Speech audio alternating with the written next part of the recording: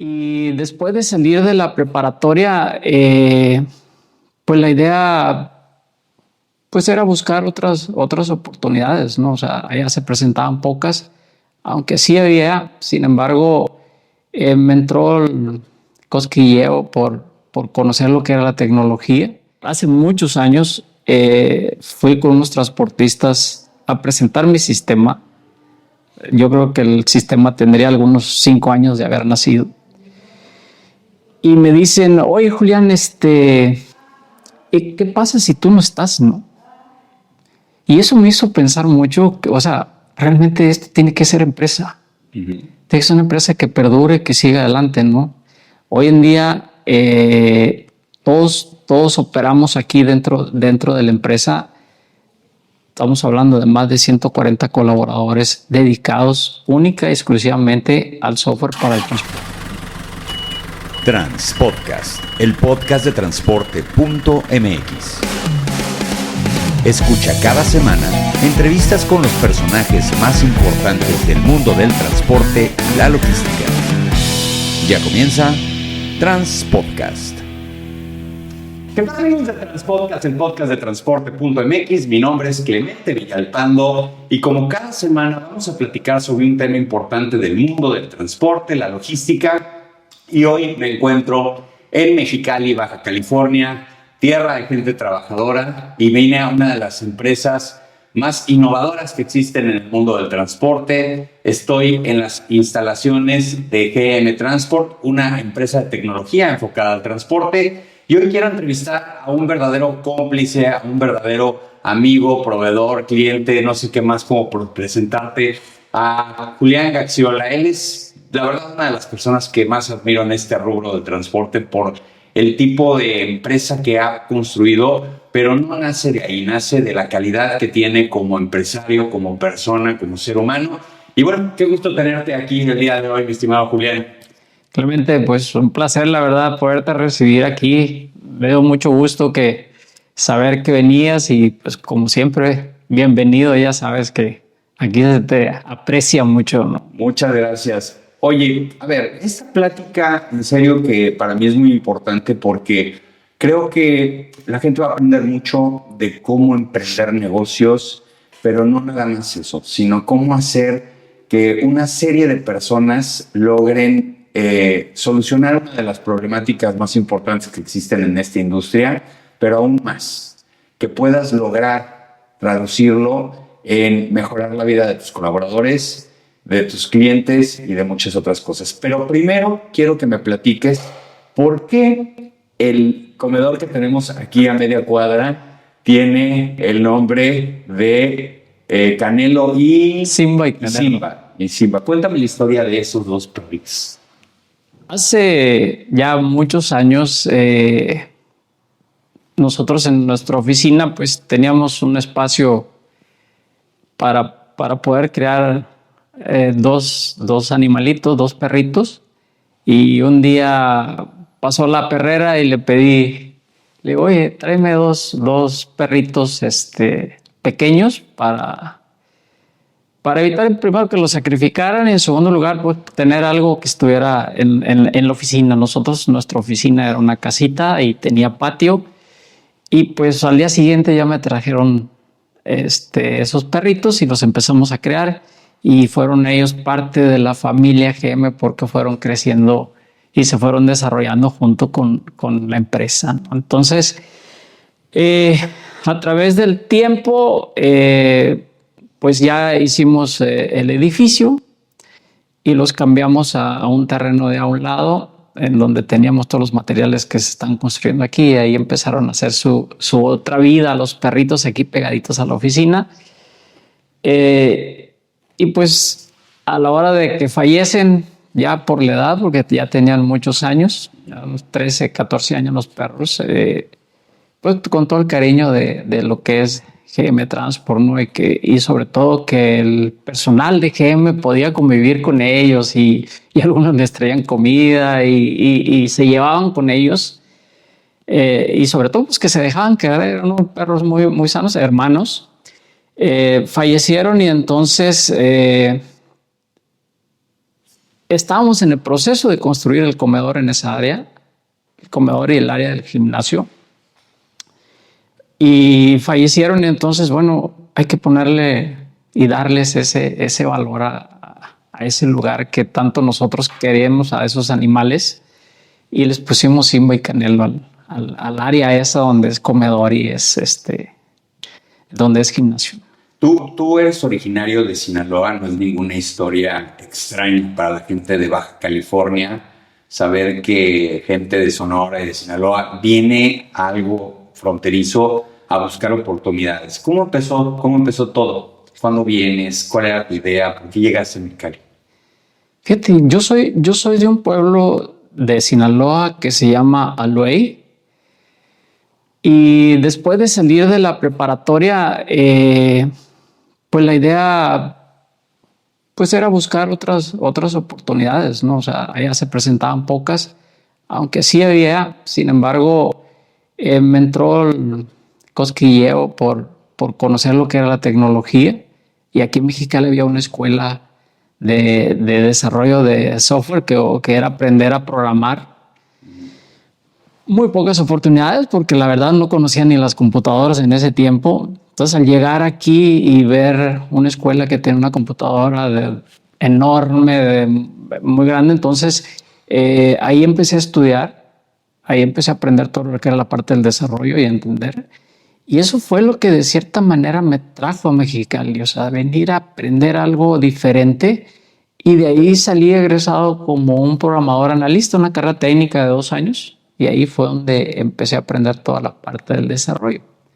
Y en aquel entonces, obviamente, no había lo que había hoy. Era un desarrollo muy incipiente. ¿Qué hacías? ¿Escribías código? ¿Cómo empezaste a generar un poco más de, pues, valor agregado? Porque es lo que hace un ingeniero, ¿no? Sí, fíjate que, no fue fácil porque había pocas computadoras en aquel tiempo.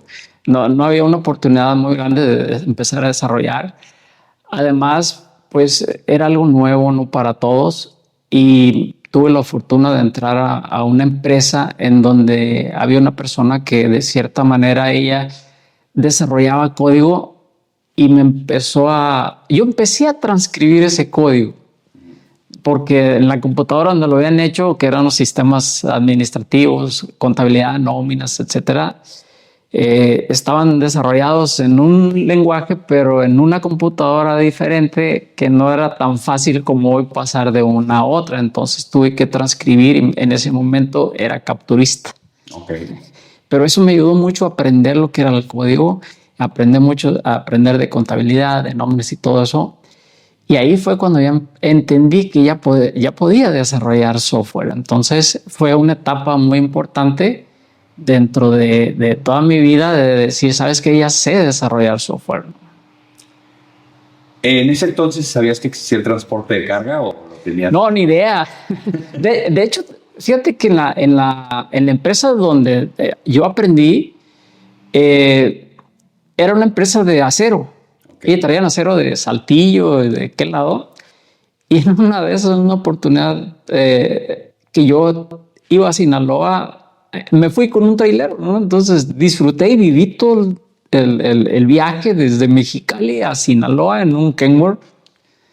Y me fui todo ese tiempo, lo viví con el operador y supe lo que era andar en un tractocamión en esos tiempos, ¿no? Sin embargo, no me pasaba por la mente lo que era desarrollar un producto para el transporte, ¿no? Entonces ahí fue donde aprendí, donde conocí el transporte. Uh-huh. Y pues obviamente miraba que entraban y salían camiones en carga y descarga. Sin embargo, pues nada pensado en todo eso, ¿no? Entonces, si me adelanto un poquito, te puedo decir, de ahí me brinqué yo me fui al gobierno, me fui a la Secretaría de Educación Pública, uh-huh, al área de informática, en donde conocí lo que era otro tipo de computadora, también enormes, ahí donde hacemos los cheques para los maestros, ¿no? Ahí estuve algún tiempo, algunos años, 3, 4 años.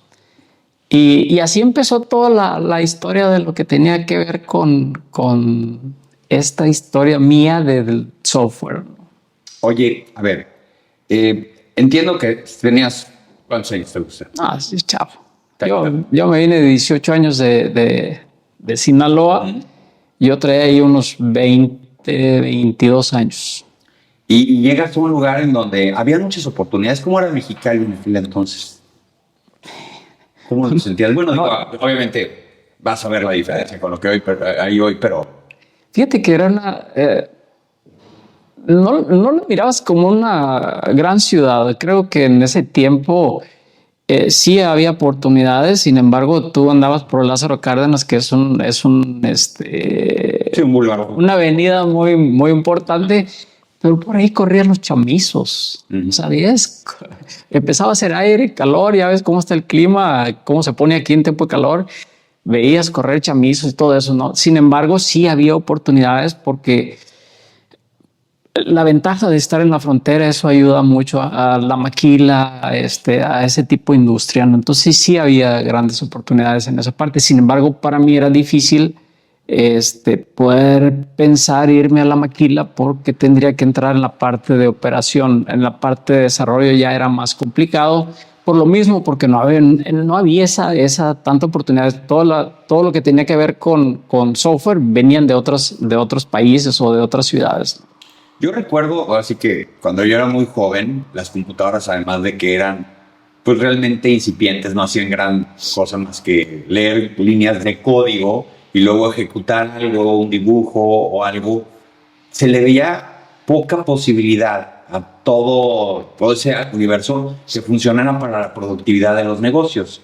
Lo veía, te voy a decir así, y lo voy a decir textualmente, lo veían como máquinas de escribir digitales, en donde ya no tenías que hacer la cosa mecánica, sino que escribías y había una impresora de las chillonas que todavía encuentras por ahí, alguna que otra, Sí. y entonces agarrabas y decías, ah, caray, no tuve que teclear. Para muchos la computadora era simple y sencillamente una máquina de escribir como de una manera digital, ¿no?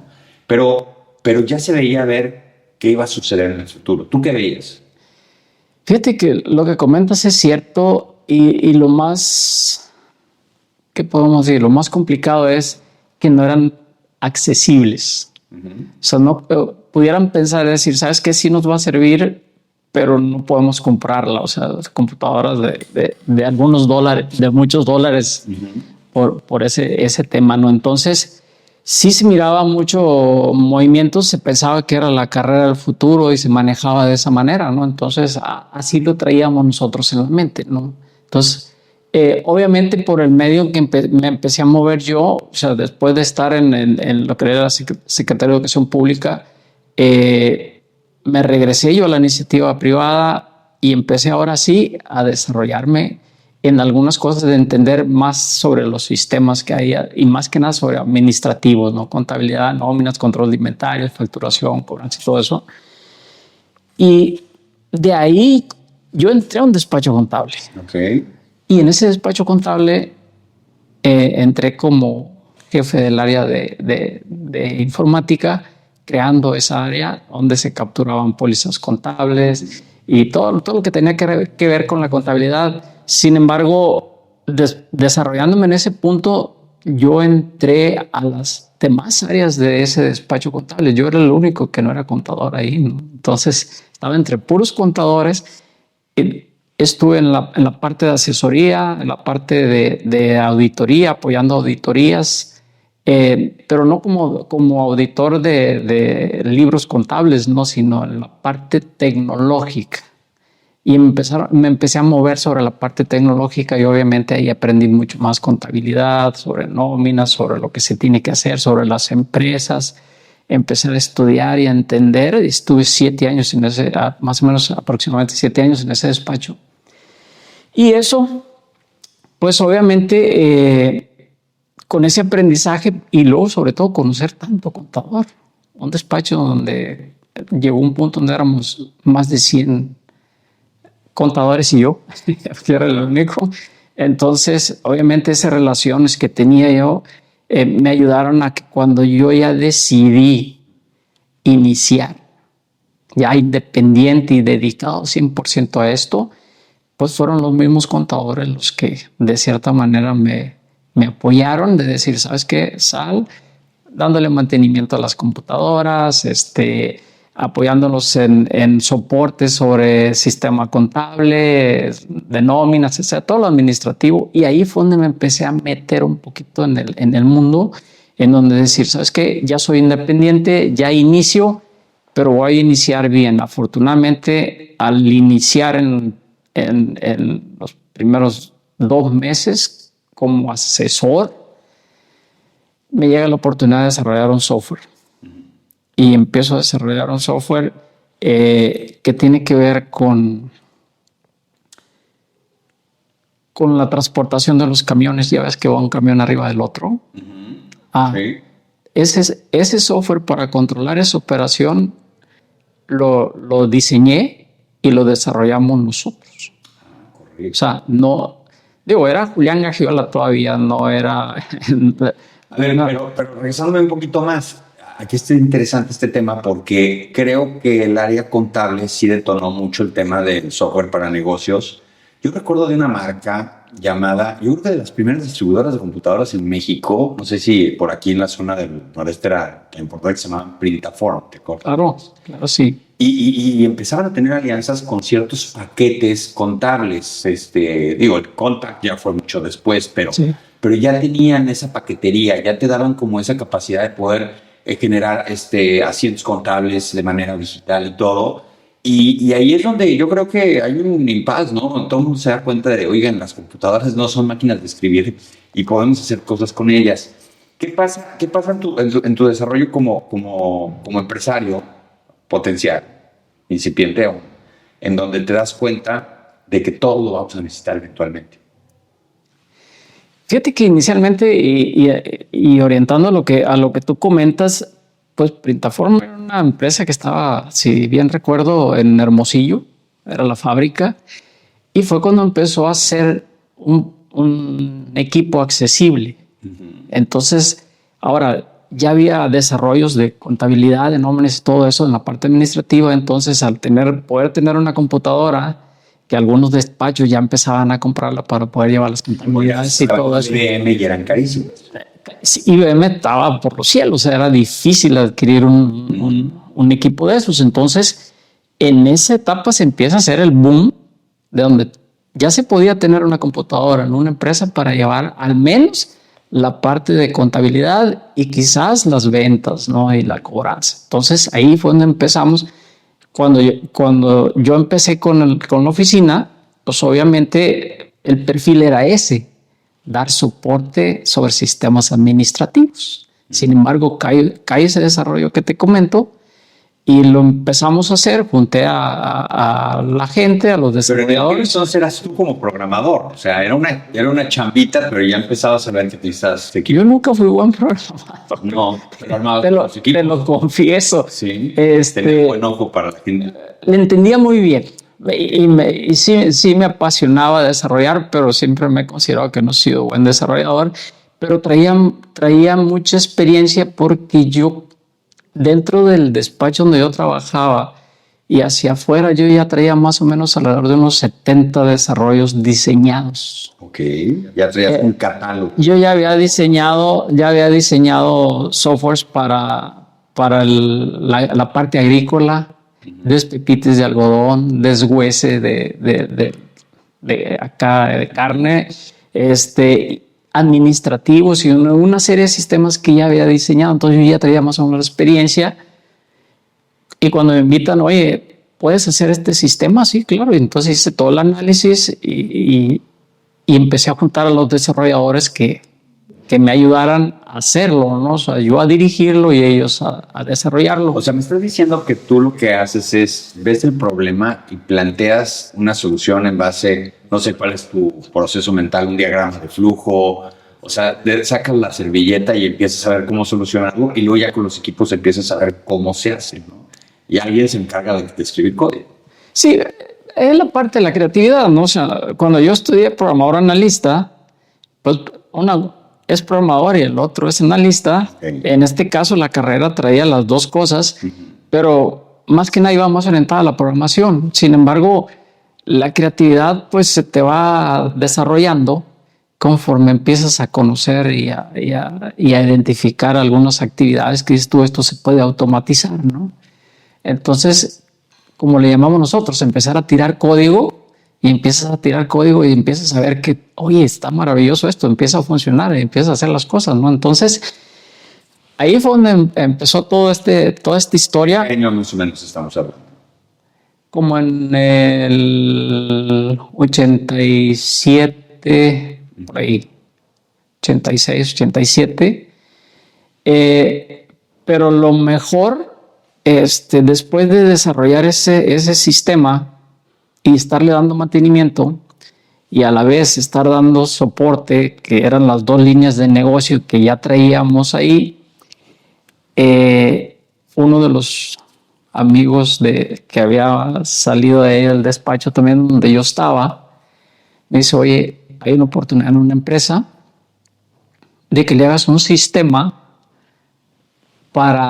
de facturación porque llega lo del año 2000. ¿Te acuerdas? Oye, 2K. Dale. Todos pensamos que se iban a caer los aviones. Correcto. Y lo que se hizo fue un famoso parche para que no pensaran que estuvieras en 1900. Okay. Es correcto. Entonces, ahí fue donde yo entré a una empresa de transporte ya real y decir, oye, voy a hacer el análisis de cómo opera la empresa de transporte, pero como ya traía yo la experiencia del despacho, de la parte de consultoría, donde puedes hacer análisis y revisar cómo opera una empresa y cuáles son las mejoras que le puedes proponer, veo un sistema ahí prácticamente decir, oye, no ocupa un sistema de facturación, ocupa tráfico y facturación, cobranza y empiezo a ver toda esa línea de oportunidades que se iban presentando y entonces le propongo al transportista, oye, hacemos facturación, pero también la parte del tráfico que es importante, hay que hacerla porque están amarradas. Sí. Y me dice, pues, adelante. Obviamente, el dinero siempre es el problema. Bueno, mira, te dicen tú hazlo, no de acuerdo. Prácticamente así, ¿no? Entonces, obviamente las dificultades, porque no era una empresa que estaba ubicada en un solo lugar. Tenía sucursales en México, en la Ciudad de México. La matriz estaba aquí, sucursal en la Ciudad de México y sucursal en Tijuana. Que en aquel entonces la infraestructura, o sea, lo que le llamaban la infraestructura, era lo complicado, porque hoy puedes tener conexión a internet y todo se junta en un servidor. Antes tenías que ir y cablear, meter el servidor, o sea, todo lo que tenías que hacer para que las oficinas pudieran jalar con el sistema. Así es, y luego, pues diseñar todo de tal manera que todas pudieran trabajar. Ajá. Entonces, ¿cuál es la problemática? ¿Cómo transportas la información, ¿no? Entonces diseñé de tal manera de que todo lo que se hacía en las sucursales, al final del día se transmitían.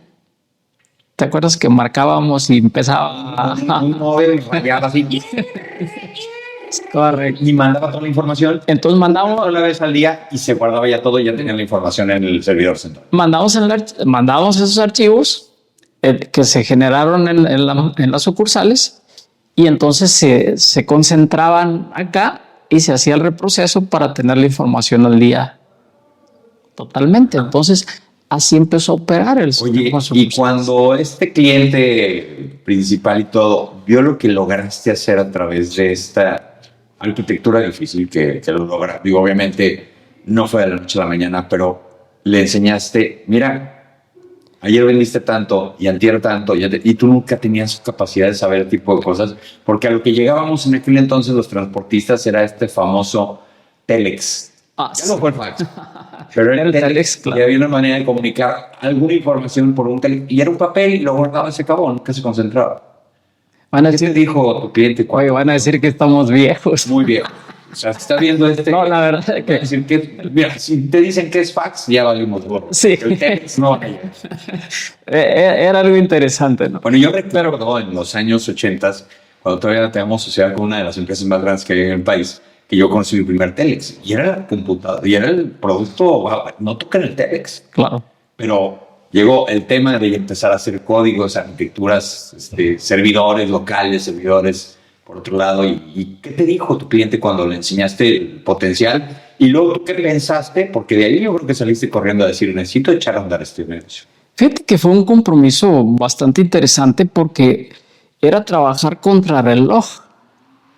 O sea, empezamos a desarrollar más o menos como en un agosto del 99 para tener todo listo máximo el 31 de diciembre para empezar el año 2000 ya con el producto así. Terminamos en la primera semana de enero del 2000, ya estábamos trabajando sin problema. La verdad es que el poder tener la información y obviamente todo concentrado de tal manera, pues fue algo muy, muy orgulloso para los dos. Pero también dependías mucho, y yo creo que hasta la fecha, y ahí es interesante, de la disciplina del cliente. Porque habrán clientes que tienen una disposición de que todo salga bien y rápido, pero habrán unos que te dicen, hazle como puedas. ¿Cómo has visto que somos los clientes, los transportistas con el tiempo? Al principio, generar esa disciplina de compartir la información. Yo te lo he dicho muchas veces.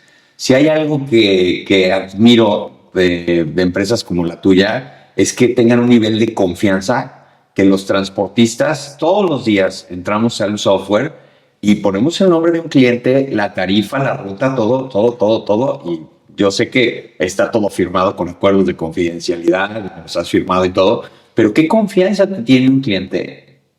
Hoy es a lo mejor más fácil, pero al principio no era tan fácil, porque decían, ¿por qué le voy a dar tanta información a Julián?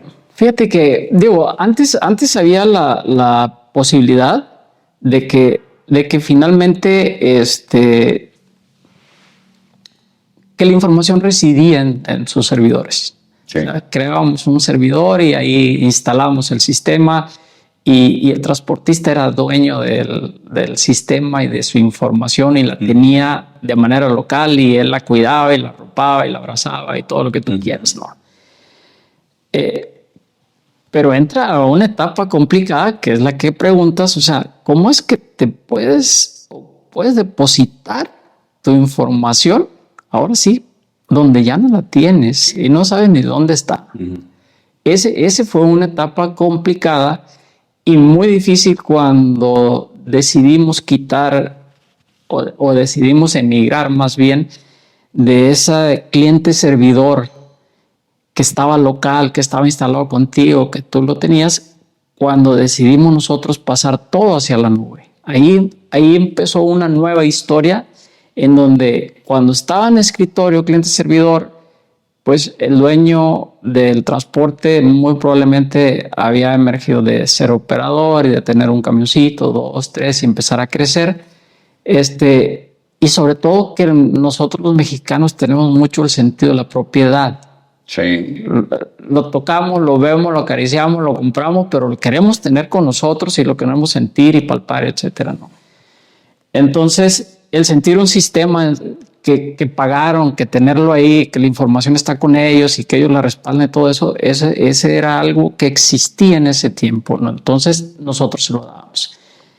Lo difícil fue brincar hacia la nube. ¿Pero por qué brincar hacia la nube? O sea, brincar por la necesidad de decir, oye, son nuevas tecnologías que tenemos que estar preparados para darles oportunidad a esas nuevas generaciones que vienen, porque ahora sí, los hijos de esos transportistas ya te empezaban a preguntar, oye, ¿tienes algo en la nube? ¿O qué parte tienes en la nube? ¿No? Entonces, bajo esas preguntas, bajo esas premisas, empezar a cambiar ese concepto y a cambiar el concepto de la misma gente con la que estás trabajando. O sea, en tu oficina, tu gente todavía no. ¿Cómo vas a meter un sistema en la nube si el transportista lo que quiere es tener su información, verla y tenerla ahí? O sea, tienes a veces una resistencia al cambio tanto con el cliente como interna. Es lógico, y más en un negocio tecnológico. Yo te diría el día de hoy, los operadores tienen una tendencia a decir que no quieren cambios, pero son muy fáciles de identificar. Te doy un ejemplo, tú también comercialistas de las famosas dashcam, las cámaras bidireccionales, claro. Y al operador no le gusta que le invadan su espacio vital, que es el habitáculo o la cabina del camión. Y puedo llegar a entender que tengo una resistencia al cambio por decir, pero ¿por qué tienen que estar viendo todo lo que pasa acá adentro? Pero tienes muchísimos factores para decirles la seguridad, es esto, es el otro. En tu caso, cuando de repente tienes programadores que se hicieron en un lenguaje y ese lenguaje ya está muerto, que pasa muy seguido, que nacen de una infraestructura de software o de hardware, perdón, como los servidores físicos, se van los servidores a la nube. ¿Cómo empiezas a ver que tu equipo volteas hacia adentro y dices, caray, ¿cambian todos o vamos a tener que estar batallando con esa resistencia al cambio? Sí, digo, primero batallas con la resistencia que tú mismo tienes en tu empresa, ¿no? O sea, tienes que brincarlo porque todo el mundo ya está acostumbrado a trabajar de una manera, etcétera, ¿no? Sin embargo, cuando desarrollamos ahí, obviamente, trabajamos un poco en esa parte de cambiar un poquito la mentalidad y decir, ¿sabes qué? Vamos a crear un producto para el transporte, pero creo que va a ser para otras generaciones. O sea, no va a ser para la generación que traemos ahorita, porque realmente quien va a entender ese concepto van a ser las nuevas generaciones. Sí. Sin embargo, empezamos con ese producto, lo desarrollamos. Aprender la nube porque no en ese tiempo no estaba tan accesible. Aprender los nuevos desarrollos, el lenguaje de desarrollo hacia la nube, etcétera. Tener una infraestructura, tratar de hacer un producto más accesible, más fácil, más sencillo, etcétera. Y le empezamos a poner todos esos ingredientes que de repente necesitas en un software, ¿no? Entonces le metimos todos esos ingredientes y sobre todo para la parte comercial también, o sea, que fuera algo que pudiéramos manejar y controlar tan fácil que lo hiciéramos rápido. Desarrollamos una plataforma pequeña para lo que era el hombre camión. 1.0, porque quiero entenderlo así. También estos conceptos van cambiando con el tiempo.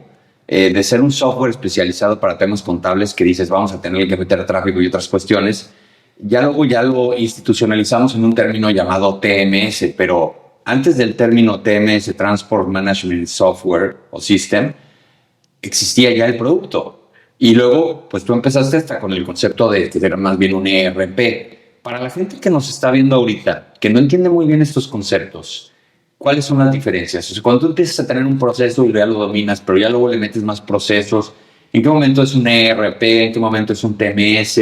¿Cómo cambian estos conceptos? Cuando tú diseñas, y en el caso de nosotros que diseñamos un software para el transporte, diseñamos la parte del tráfico, porque es la parte medular de la operación. Sin embargo, de ahí, obviamente de ahí sale el resultado de lo que sería la facturación y la parte de la cobranza.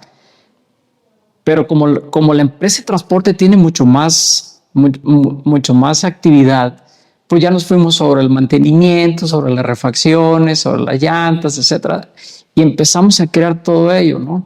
Pero viene la parte administrativa que también es importante, y entonces, oye, pues si ya tienes la facturación, ¿por qué no controlas la parte contable, bancos y todo eso? Y entonces ahí es cuando ya a través del tiempo y de estarle metiendo módulos, llegas a crear un RP. O sea, tratar de hacer un RP de 0 a 100 en un solo intento es muy complicado. Y quizás muy costoso. O sea, más que nada yo creo que es el crecimiento poco a poco hasta que lo llevas a RP. Lo mismo hicimos con el de la nube, ¿no? O sea, el de la nube que creamos, pues sabes que vamos a crear tráfico, facturación y cobranza, que es el corazón que necesita la empresa de transporte. Y eso es el que vamos a lanzar. Sabemos que tenemos mucho por hacer para poder llegarlo a un RP y poder que reemplace el que teníamos nosotros de escritorio. Entonces, poco a poco fuimos metiéndole módulos porque cliente nuevo que nos llegaba tratábamos de acomodarlo en el nuevo producto, en la nube. Pero lo difícil para vender un producto en la nube en aquel tiempo era una plática muy larga con el transportista de decirle, oye, bueno, tu información muestra... Sí. Lo que nos ayudó mucho, fue algunas comparaciones que hacíamos. Por ejemplo, ok, tú tienes tu dinero, sí, en el banco, sí, y sabes cuánto tienes, claro, sí, pero ¿ya lo viste? No. Ah, bueno, es un número. Sí. Tú tienes un número. Ahora, imagínate tu correo. ¿Tienes un correo particular? Sí, ok.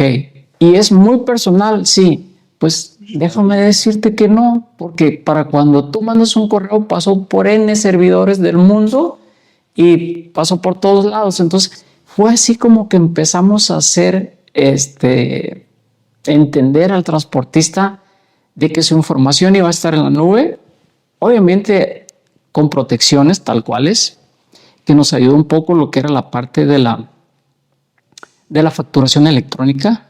¿Te acuerdas que había que ya empezar a timbrar y todo eso? Eso nos ayudó mucho también a hacer entender de que la información iba a viajar por la nube, iba a estar en otra parte y todo eso. Obviamente nosotros también aprendiendo mucho de todo ese concepto y metiendo todas las seguridades que tenían que haber, etcétera, ¿no? Hoy en día, pues digo, ya todo está muy bien. Es una percepción, a ver, yo te lo digo abiertamente. Todo mundo tiene en sus negocios personal que tiene conocimiento de tarifas, de clientes, la lista de operadores. O sea, toda esa información la tiene tu propio equipo. Y tampoco es como que todos son los más fieles del mundo. Tengo un gran amigo que dice una cosa muy interesante. Dice, ya déjense de jaladas. Todos sabemos dónde cargan todo el mundo. Han rotulado los camiones. Yo sé dónde estás cargando tú porque veo los camiones en los andenes. O sea, no hay manera. O sea, es fácil. Eso es algo fácil. En ese sentido, yo siempre he pensado que en el transporte somos así como muy desconfiados, pero es una desconfianza normal. Yo creo que la tendrías en cualquier otro negocio, a menos de que se fuera muy despreocupado, ¿no? Pero es una información que a final de cuentas pues todo el mundo tiene acceso. Lo que tú no quieres, y yo creo que es lo que más importante se nos hace a todos los transportistas, es que un hacker llegue a los servidores de tu proveedor y se lleve la información, no la tuya, la de todos. O sea, ahí si a lo mejor dices, bueno, a lo mejor puede haber un comprometedor, etcétera, etcétera. Pero al final de cuentas ese es el tipo de seguridad o ciberseguridad a la que ya tenemos que estar todo el mundo atento, ¿no? Sí, yo tengo un concepto, o sea, al hacker no le vas a poder cerrar la puerta, pero sí le puedes poner trabas. Sí, es como un coche. Hay dos coches en la calle. Uno trae el famoso bastón, ¿te acuerdas? Sí, claro. Y otro no. Se va a tomar el que no traiga. Sí. Entonces, a la medida que tú veas, o el hacker vea que es más complicado, se va a ir por el otro lado. Pues bajo ese concepto esto es lo mismo. Sin embargo, obviamente sí hay niveles de hackers también, ¿no? Pero en este caso, digo, y afortunadamente nunca hemos tenido, sí tenemos ataques y no te digo que diario, pero de repente nuestros servidores empiezan a alocar y donde empiezan a trabajar y a buscarle de cómo entrar a ellos, ¿no? Sin embargo, nosotros a través del tiempo tenemos nuestros servidores con nuestros proveedores que ese proveedor tiene su propia seguridad, o sea, ellos tienen su centro de datos y a su centro de datos pues no entra nadie, ¿no? Igual pueden entrar, pero de eso, o sea, ellos luchan porque nadie entre. Después estamos nosotros con nuestras bases de datos, con todas nuestras seguridades también. Entonces, si ya le complica el del centro de datos, complica el acceso, ya tienes un obstáculo y luego tienes otro que es el nuestro. Nosotros, para que llegue alguien a nuestra información o el mismo usuario pueda acceder a su información, nosotros tenemos antepuesto un concepto que es un WAF. El WAF lo que hace es que filtra la información que va pasando por ahí. Si ve que esa información es extraña o no corresponde, inmediatamente empieza a cerrar, a bloquear. Entonces eso nos ayuda mucho porque esas alertas nosotros las empezamos a tener. Nosotros tenemos un área de monitoreo, como lo viste ahí, sí. Que está al pendiente de si un servidor empieza a subir su rendimiento, Si algo está tratando de... algo está pasando, entonces inmediatamente hay que ver qué es lo que está sucediendo y entonces empiezas a actuar, a mover las cosas de un lado a otro y entonces ya evitas ese ataque. Digo, el ataque te puede ir de Rusia, de otras partes, pero finalmente tenemos nosotros esa herramienta que nos ayuda a evitar ese paso, ¿no? Oye, a ver, regresando al tema del business, tú empiezas a ver, ahora sí que es todo el software que empezaste a desarrollar como un árbol de Navidad a final de cuentas, pero empiezan a llegar esas esferitas que nacen cuando llega un cliente y te dice, oye, ya estaría bueno que tuvieras este producto o desarrolla esto. Tú desde hace mucho tiempo también te involucraste en el tema de la telemetría como tal. ¿Cómo nace eso? ¿Es una solicitud de algún cliente? ¿Nace de sabes que nos vamos a quedar atrás si no empezamos a integrar sistemas? Yo creo que esto fue antes de que existieran las famosas APIs como tal. Ahora sí ya todo el mundo tiene APIs, se pluguea lo que sea, pero antes no existían. Entonces tú tenías que ver también cómo empezabas a meterle más valor a tu producto. ¿Cómo empezó esto de la telemetría? Nuestro producto, pues obviamente tiene mucho que ver con los tiempos de entrega y con la operación y todo eso. Te lo comento porque yo recuerdo, ya te vas a acordar, más o menos en el 99-2000, una compañía muy grande de localización que hoy por hoy ya no es tan grande, que es Omnitrax. Sí. Omnitrax era la reina, acuérdate, la famosa burbuja que se ponía arriba del camión, todo el rollo. Y fueron los primeros que yo empecé a ver que a través de un sistema de localización satelital, lo que era realmente un GPS, empezaban a generar algo de software y tenían módulos de llantas y de mantenimiento. Y ahí es donde como que empecé a ver que empezaron a integrar temas de telemetría con temas de software. Sí, pues precisamente el cliente ha hecho el producto, ha hecho GM. O sea, el software que nosotros tenemos, realmente nosotros empezamos y el cliente le ha ido poniendo y le sigue poniendo cosas, ¿no? Y una de las necesidades precisamente era eso, o sea, cómo lograr automatizar la operación. Entonces, ahí fue cuando nosotros dijimos, bueno, vamos a aliarnos con una empresa que se dedique al rastreo satelital. Estuvimos un tiempo con ellos trabajando, sin embargo, cuando el servicio es local no tienes problemas, ¿no? El detalle es que nosotros estábamos a nivel nacional. Entonces, cuando un equipo requería un soporte o un apoyo en Mazatlán, pues quién va o no sé, quién lo arregla, ¿no? Quién lo revisa. Y además, si se caía, dependíamos de un tercero y eso nos causaba cierto problema, ¿no? Entonces decidimos hacer el propio. Entonces creamos esa línea de desarrollo especializada que ya sabíamos cómo funcionaba todo, entonces decidimos mejor hacerlo nosotros para nosotros tener el control y la responsabilidad de que si pasaba algo nosotros mismos poderlo levantar con toda la experiencia y todo lo que había que traíamos, ¿no? Entonces fue así como nació la parte del área de GPS, que también nosotros la desarrollamos y la integramos de tal manera en toda la operación que cualquier viaje que inicia se puede disparar solo el aviso hacia los contactos del cliente para decirle, el viaje ya inició, el viaje está en este punto, aquí va hasta que es entregado.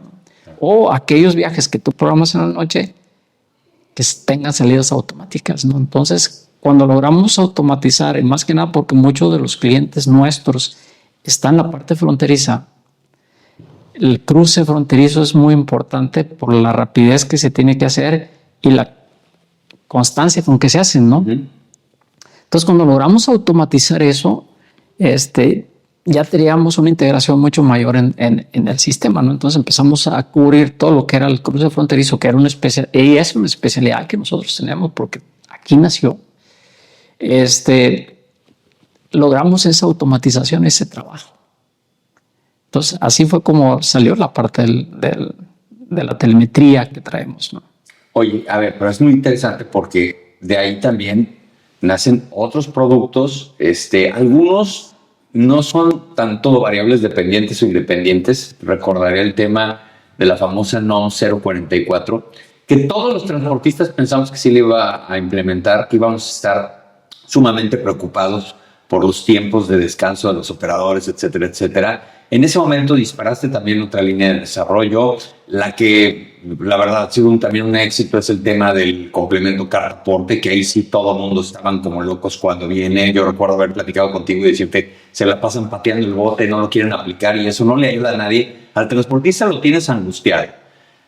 Al desarrollador lo tienes desarrollando algo que todavía te dicen y ni funciona. Para todos era complicado, pero vas haciendo líneas de desarrollo de negocios en base a lo que tú consideras que está en el mercado, a lo que viene. Algunas las vas a tener que guardar y yo sé que en el futuro funcionarán. Hay un ejemplo muy claro que yo les decía, que la tecnología no depende de la necesidad, sino que se tiene que dar una serie de factores para que se implemente y la gente la ocupe. Yo les platico el caso de, yo recuerdo haber tenido esta tableta llamada Newton que tenía la Macintosh, la desarrolló Jobs antes de los 90 y tantos, y antes de que existiera la BlackBerry y todas esas cosas, era una tableta chiquitita y tú hacías apuntes y todo, y el mercado no la asimiló, No la acepta. porque todavía era muy temprano. Y pasa mucho con los productos de tecnología, que los sacas al mercado y no estaba listo el mercado. No, el producto está perfecto, ya está listo, pero el mercado no lo demanda. Y luego ya de repente dices, después de un tiempo llega y cuaja. Es como una gelatina que tarda en cuajar. ¿Tú qué opinas de eso? Déjame decirte que das en un comentario muy acertado, ¿no? O sea, ha habido productos que lo hemos tenido que archivar, ¿no? Precisamente porque no alcanza a tener ese impacto que debe de tener, ¿no? Obviamente los cambios normales como los del SAT y todo eso, sí tenemos un área que siempre está pendiente, estamos trabajando, y el transportista está tranquilo en esa parte porque nosotros siempre estamos tratando de estar a la vanguardia en todo eso, ¿no? Pero sí tenemos productos porque, por ejemplo, eso nos lo va pidiendo el mismo transportista, ¿no? O sea, oye, quiero la bitácora de conducción, pues ahí está. Oye, quiero controlar en mis patios qué entra y qué sale. Pues ahí está un modulito. Oye, pero quiero que mi cliente me solicite los viajes a través de una aplicación. Pues ahí está. No es fácil de implementar porque el cliente, el transportista, no quiere andar alimentando cosas, nada. Te mando un correo y ya hazle como puedas, ¿no? Pero finalmente ahí está. Ellos ya van a poder ver esto, van a por esto otro. Entonces empiezan a salir subproductos que giran alrededor del sistema, ¿no? Ahora, módulos, ¿no? Oye, fíjate que yo tengo una línea de transporte personal. Bueno, pues ahí está el módulo para el transporte personal. Oye, fíjate que yo muevo paquetería. Oye, Sí, fue consolidado. Sí, claro. Fue donde yo te busqué con más fervor y te dije, necesito un sistema, un módulo de paquetería que funcione de acuerdo a la dinámica de la paquetería, porque no había nadie que lo pusiera. Entonces, todos esos módulos que van girando alrededor, sí, los vamos creando. Por ejemplo, oye, yo tengo una especialidad, yo me muevo en los puertos. También tengo ya tengo un módulo para ti para los puertos. Entonces, y vamos creando una serie de módulos. Por ejemplo, ahorita estamos trabajando en algo enfocado hacia la parte fiscal, que también vamos a liberar. Estamos desarrollando algo logístico, que también ya lo vamos a sacar. Entonces, estamos cubriendo todas esas necesidades de las diferentes ramas que se van generando dentro del transporte. No, y acuérdate que el transporte para cada quien es diferente, o sea, no es plano y llano. Habrá quien maneje madrinas y te diga, yo necesito saber qué vehículos fueron dentro de la madrina, ¿no? Bueno, pues tienes que traducirlo a la madrina, no sé cómo les vas solucionando ese tipo de cosas. Platícame un poquito más a ver, yo voy a ser muy claro aquí en cámara y todo. Yo llevo muchos años de conocer a Julián y yo nunca me imaginé que su negocio fuera del tamaño de lo que es. No voy a spoilear, van a ver algunas fotografías y paneos de la visita, pero me decía, vete un día a Mexicali y platicamos todo. Total, el clima lo permitió para poder venir acá. Y estoy impresionado nada más en la cantidad de metros cuadrados y de colaboradores que tienes en una empresa de software, porque la mayoría de las personas pensarían que la gente que se dedica al software pues requiere ahí 5 computadoras y 5 tipos que sepan de código. la cantidad de gente que he visto que trabaja en GM Transport, la cantidad de equipo, la cantidad de oficinas, obviamente, y es algo que también quiero sacar ahorita, el compromiso de tu empresa para esa autoevaluación, porque hoy tienes el certificado de Great Place to Work 25, que para los que no lo sepan, es una certificación que tú no trabajan tus colaboradores y ellos te evalúan para decir si tú estás en ese estándar o no. Puede ser que tú le quieras pagar a esta empresa para que te puedan poner el certificado y te dicen, no, te van a evaluar tus colaboradores. ¿Cómo fuiste armando una empresa como esta? O sea, ¿cuál fue el...? Yo sé que en el Inter también, pues, demandas laborales o gente que no estaba conforme, es prueba y error muchas veces, pero ¿cómo se ha encontrado tener ese ojo clínico para poder escoger a los colaboradores que pues sí te van a sumar y que también estén contentos en la organización? Pues yo creo que no es algo diferente a cómo lo han armado los transportistas, ¿no? O sea, es un trabajo día a día, es día a día estar solventando y tratando de encontrar cada una de las mejoras que puedes ir haciendo, o sea, siempre con la intención de que hacerlo mejor cada día, ¿no? O sea, el hecho de que los colaboradores te evalúen y te digan, ¿sabes qué? No me siento capacitado, o sea, necesito que me traigas más conocimiento, no me siento bien atendido, o necesito un doctor, o necesito... ellos te van evaluando y van evaluando a sus jefes también. O sea, evalúan la empresa, pero también van evaluando a cada uno de sus, de toda la estructura, ¿no? No es subordinado, sino a su jefe, a su superior. Entonces eso nos ayuda mucho a nosotros a poder trabajar sobre esos conceptos. Por ejemplo, si me dicen, oye, es que yo me siento un poco débil en esta parte, eso nos da la idea de decir, oye, tenemos que crear un grupo que entre a esas sesiones para que pueda aprender esto, o este tipo de cursos, o este tipo de apoyos, etcétera. O sea, el colaborador, hay de todo tipo. Hay el que viene a trabajar porque lo apapaches y ya. Y viene por la nómina. Y hay otro que viene por la nómina y se acabó. Hay otro que viene por una combinación. O sea, hay otro que viene a buscar a su familia prácticamente aquí y hace familia acá adentro, ¿no? Entonces, ha sido diario estar viendo esos conceptos y viendo cómo ir acomodando todo esto. ¿Cómo se crea todo esto? Pues se crea el día a día y se crea haciéndolo bien todos los días, trabajando fuertemente y estando muy cerca de ellos. Aquí todos me dicen Julián. Sí, te veo así, con nada de que ya llegó el jefe o entramos a las oficinas y nada de que, ay, ya llegó, no, es que no, como cualquier persona. Sí, hola. Es más, ¿quién dijo? Ahorita no los voy a pelar, estoy ocupado y supongo que van a ver. O sea, ¿es fácil conseguir buenos colaboradores en temas de software en Mexicali? No. Mexicali es una región complicada porque nuestro peor competencia en ese aspecto es la maquiladora. Okay. Conseguir un programador, vamos a suponer un buen programador que sale de egresado, y va y mete su solicitud a la maquila, prefiere irse de parte del tráfico de ahí de la maquila que venir con nosotros o a la competida, la cantidad de personas contra la demanda que hay después. Entonces tenemos que luchar mucho contra eso, ¿no? Y sobre todo, pues obviamente la maquila es mucho más fácil que tenga unos mejores sueldos que nosotros. Son empresas muy grandes. Son empresas muy grandes y además pues ellos manejan toda la parte de los dólares, entonces sí se les facilita mucho.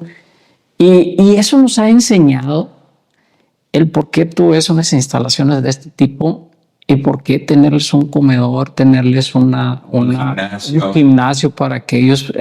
a las 24 horas abierto para cada uno de ellos, nos ha enseñado a que hay que darles esa parte que la maquila de cierta manera se los ofrece para que ellos permanezcan un poco de más tiempo aquí. Okay. Y nos ha enseñado también el tiempo que ya no es como antes que contratabas a alguien y ese alguien pasaba toda su vida y aquí se jubilaban, ¿no? No, es más dinámica. Hoy es muy dinámica, los chavos hoy realmente tratas de contratarlos para que te den lo más que se pueda en el corto tiempo que puedan estar. Obviamente siempre buscando esos garbancitos de a libra que de cierta manera te... Sí, esos diamantes en bruto que luego de repente ahí se quedan.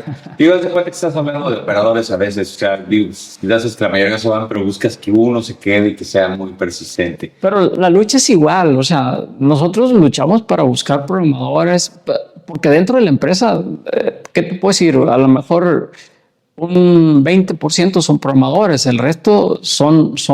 Sí, además ya las carreras se diversificaron. No, aquí trabajan contadores, trabajan administradores de empresa, traemos algunos licenciados en psicología, en cosas así. Dependiendo lo que requiera, la gente de mercadotecnia no programa, ¿verdad? Ingenieros electrónicos, como los viste, o sea, hay muchos perfiles que se requieren ya en esta empresa. O sea, ya la persona que, por ejemplo, entra a soporte no tiene que ser una persona que venga tecnológicamente. De hecho, ya no tiene que ser alguien que conozca de desarrollo. No, puede ser un contador, pues el contador trae el perfil de atender muy bien al cliente, al menos, y sobre todo, ahorita ya hasta los niños te mueven cualquier sistema, pues te mueven cualquier equipo, cualquier teléfono, cualquier cosa. Entonces, ahorita ya cualquier perfil puede elaborar en una empresa como esta. Qué bueno que lo comentas, porque estamos empezando en 2025, porque este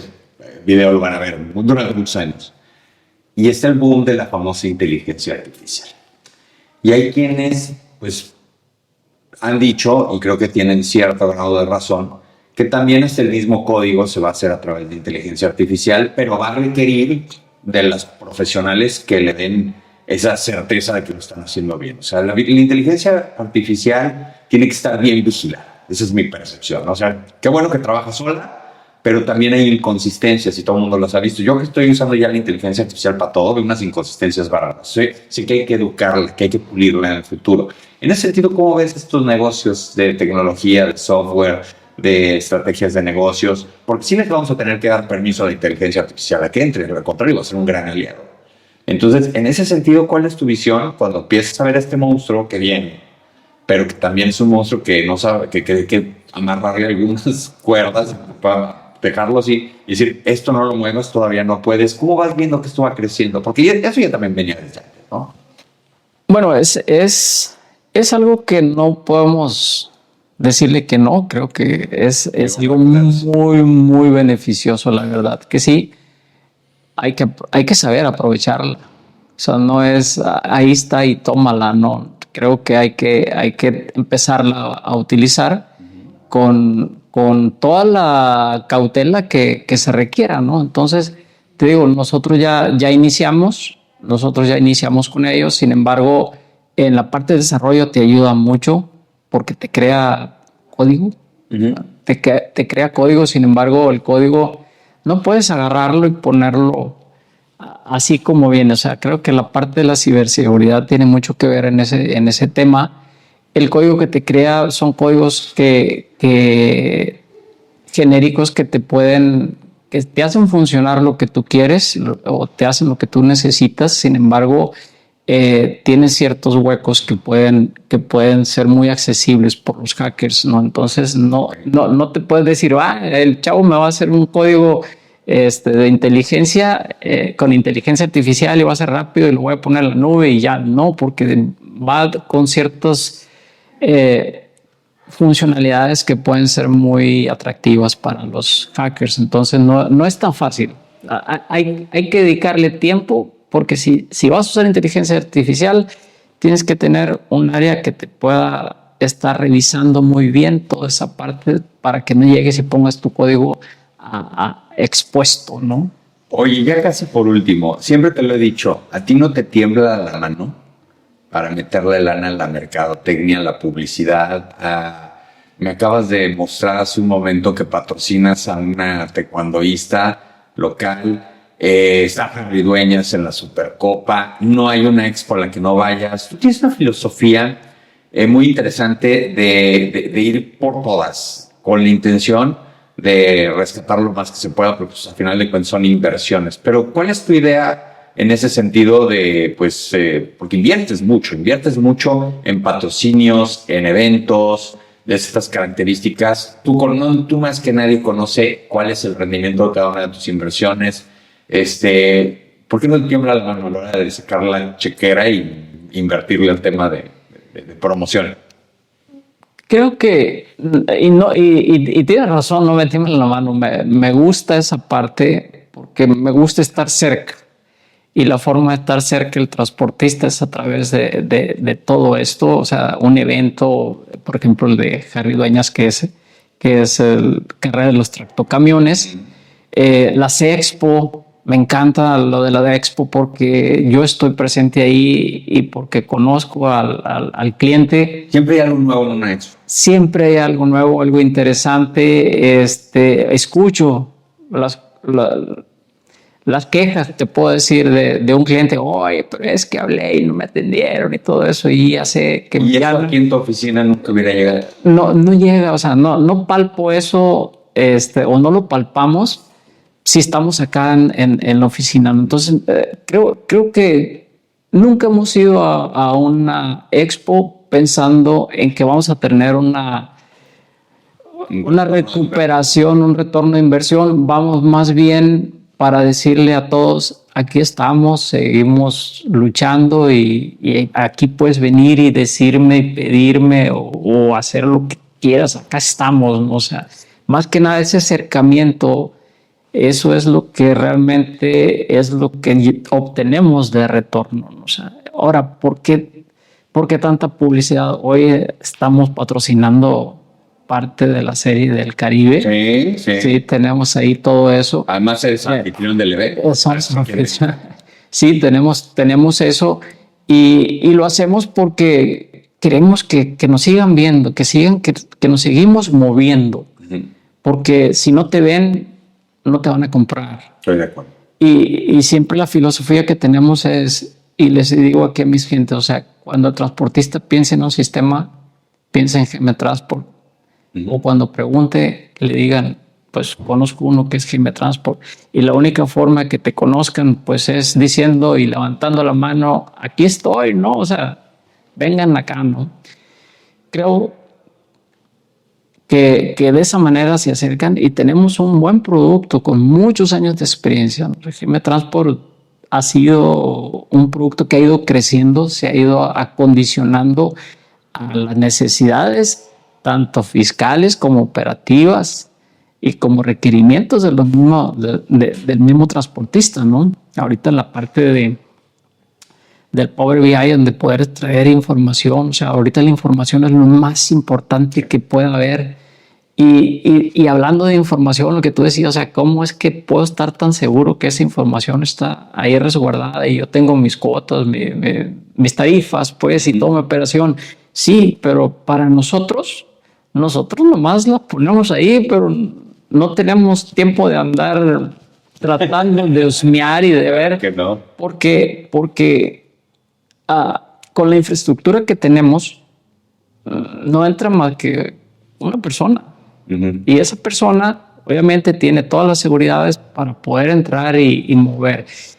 Y o la autoridad de poder decir, ¿sabes qué? Tú puedes entrar, tú no, o te pongo esto aquí, te pongo esto allá. Entonces, sí es muy seguro todo, y el valor de esa información, sí, se la estamos tratando de dar al transportista, ¿no? Que la pueda explotar y pueda conocer. O sea, aunque a veces tú dices, ¿sabes qué? Hoy acabo de crear un indicador que está formidable y se lo enseñas al transportista y dice, luego lo veo. Y pasa el tiempo y tenemos que agarrar ese indicador y lo ponemos ahí abajo. Y no es porque no tenga valor. Uh-huh. El transportista a veces no alcanza a ver o a percibir, o en ese momento no está interesado en verlo, ¿no? Entonces, es lo que te decía yo, que hay cosas que a veces tenemos que dejar ahí a un lado. Pero ahí las dejas guardadas para que luego salgan. Se quedan y luego las recuperamos, ¿no? Obviamente no falta alguien que dice, oye, ¿tendrás algo que esto? Sí, ahí está, mira. Uh-huh. Y lo hacemos, ¿no? Entonces, sí hay muchas horas de trabajo en desarrollo. Imagínate, hay horas. kilómetros de código desarrollado en GM Transport. Rehacer una aplicación de este tamaño está...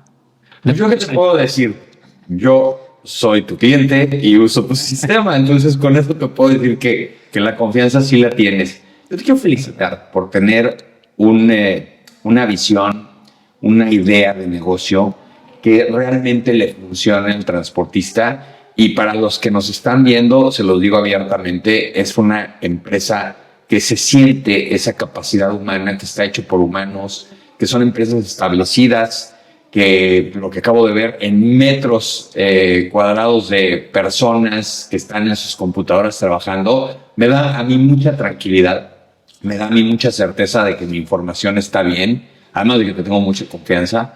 Veo un equipo que también la prospecta, esa confianza la veo, y te felicito porque has hecho un excelente negocio y más te felicito por lo que venga, porque no están aquí sentados viendo a ver cómo se inscriben más transportistas, sino que están desarrollando lo que viene, lo que se puede manejar, y estoy seguro que en los próximos años nos vas a sorprender con muchísimas cosas. Te quiero agradecer por haber estado el día de hoy aquí en Transpodcast, en este nuevo formato que yo ya tenía muy preparado para tenerte a ti, que es con estas cámaras, aunque luego de repente no salen bien y las luces y esto y lo otro, pero la idea es que ustedes vean de primera mano desde sus pantallas al genio, el creador de un sistema que miles y miles de transportistas ocupan el día de hoy en México.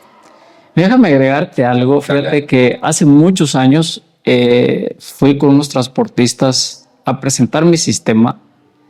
Yo creo que el sistema tendría algunos 5 años de haber nacido. Y me dicen, oye, Julián, ¿qué pasa si tú no estás, no? Y eso me hizo pensar mucho, o sea, realmente esto tiene que ser empresa. Tiene que ser una empresa que perdure, que siga adelante, ¿no? Hoy en día, todos operamos aquí dentro de la empresa. Estamos hablando de más de 140 colaboradores dedicados única y exclusivamente al software para el transporte. Y sobre todo mi familia, mis hijos están metidos en esto. Que además es un negocio familiar. Que ya ahora todos están aquí y eso de cierta manera ya me da a mí cierto descanso y cierta libertad de seguir creando. Y eso es lo que le da miedo a la gente que tengo aquí, que dice, me da miedo que se suba en un avión porque cuando se baja trae ideas. Una vez Julián y yo tuvimos la oportunidad de ir a unas expos en Alemania. Esa vez fuimos a Barcelona, ¿verdad? Sí. Y le preguntaba, ¿qué onda? ¿Qué hacen? Es que de todos lados aprendo algo nuevo de cómo lo hacen. Y no nada más del evento, sino de la dinámica que ves en otros países. Por eso viajar ilustra, porque te das cuenta, hasta si vas en una carretera o estás en el transporte público, empiezas a ver cosas que dices, esto, empiezas a identificar cuestiones que te van a servir en tu negocio. Entonces siempre estás maquilando la nueva próxima idea. Y también cuando nos vimos en Alemania. También lo vimos en IAA y en Hannover, que ahí sí nos sorprendimos por la cantidad de monstruo, ¿no? Es una expo que te asusta desde el punto agradable, porque me acuerdo que te fui a tocar y te dije, mira, ven, te voy a enseñar una situación a Enride. ¿Qué es el Enride? Y te enseñé el camión y te dije, a ver, ¿por dónde se va a meter el conductor autónomo? No por ningún lado, es que ya los hacen sin habitáculos. O sea, ya son camiones que se manejan desde una computadora y que no se puede meter nadie ni a mover un volante si no funciona ni nada, porque no están diseñados para eso. Y ahí es donde te dices, caray, lo que estamos haciendo con este monstruo es increíble. Oye, pero fíjate que algo bien interesante en esas visitas que hicimos y que seguiremos haciendo. Bueno, tenemos oportunidad. Lo que más me gusta de esto es que no encontrábamos software para transporte. No, me acuerdo que me lo dijiste ahí me dijiste, oye, ¿dónde? Tú ya la peinaste, sí. ¿Dónde están las empresas que hacen software? No hay. No, seguramente existen, pero no traen esa dinámica como la que traemos nosotros acá, que traemos, estamos en todas las expo. Sorprendente que en la de Alemania no lo encontramos y en la de España sí hubo uno ahí. Por ahí había un. Ajá. Pero sorprendente, o sea, creo que nos hace pensar que tenemos la fortuna de tener un producto de este tamaño acá en México para poder operar. Y sobre todo porque la actividad del transporte en otros países es mucho más sencilla. Sí.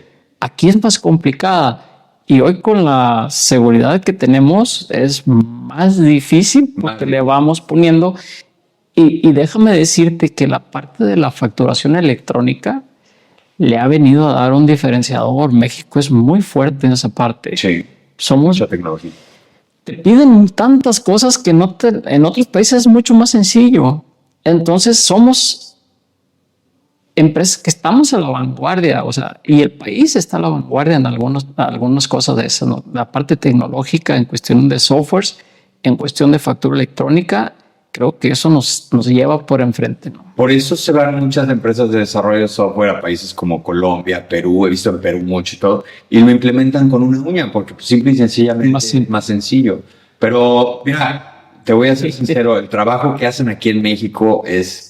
Digo, ustedes no están para saberlo, yo para contárselo, pero yo convivo con muchísimos transportistas que luego de repente ahí en la plática, ¿quién traes tu TMS? Y casi la mayoría me dicen que me transporte te va muy bien porque hacen bien las cosas. Yo te quiero agradecer la oportunidad de que me recibas aquí en tu casa en Mexicali. No va a ser sí es la primera, pero no va a ser la última. Y te agradezco porque aprendí mucho de un proveedor, de un cliente y de un colaborador en muchos temas, porque también me ayudas mucho para desarrollar este medio. La verdad, todo el mundo sabe que me dedico al transporte, pero si no hubiera personas como tú, te lo juro que yo no hacía esto. Oye, te agradezco mucho la oportunidad. Oh, Clemente, la verdad, muy agradecido que estés aquí. Y creo que escogiste una muy buena fecha, ¿no? O sea, vámonos a la Serie del Caribe al rato. Mañana es la final. A ver, mañana cuando esté publicado este video, ya vamos a saber si México es campeón de la Serie del Caribe. Pero seguro tú que sí. Bueno, tú después hacer cosas interesantes. Seguro que sí lo va a hacer, ¿eh? Te agradezco mucho. Bueno, si ustedes quieren saber un poco más de Julián Gaxiola, además de que lo pueden googlear sin ningún problema, GM Transport está en Google, tienes muchísima promoción en redes. Y pues los voy a invitar a todos ustedes a que conozcan el producto, a que conozcan la filosofía, que es muy importante. Si van a una expo, por favor, busquen a Julián, díganle, oye, yo te vi en el video, quiero que me platiques un poco más, porque es una persona que además de eso tiene una calidad humana muy, muy buena. Y te agradezco muchísimo la oportunidad de poder platicar el día de hoy. Clemente, muchas gracias. Siempre, estimado. Muchas gracias. Gracias. Y gracias a todos ustedes, ya saben. La mejor y la mayor información del mundo del transporte y la logística la van a encontrar en un solo lugar, transporte.mx. Saludos.